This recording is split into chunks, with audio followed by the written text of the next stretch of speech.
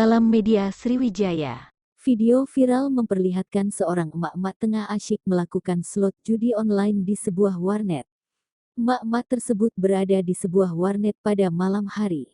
Dirinya asyik bersenandung sambil memakai headset dan memainkan slot judi di ponselnya. Saking asyiknya bersenandung dan melakukan slot judi, emak-emak tersebut sampai tak sadar tengah digerebek oleh aparat dari Polres Kubu Raya dengan persenjataan yang lengkap.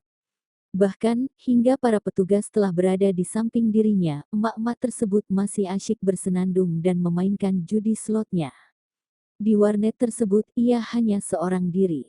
Suara senandung dari emak-emak tersebut bahkan sampai terdengar keluar.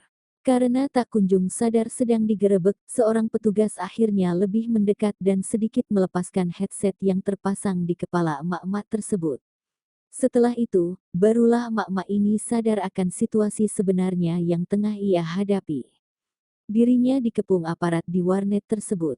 Tanpa berbicara sepatah kata pun karena kaget, emak-emak tersebut akhirnya melepaskan headset yang terpasang di kepalanya dan menaruh ponsel miliknya yang masih berada di aplikasi slot judi tersebut.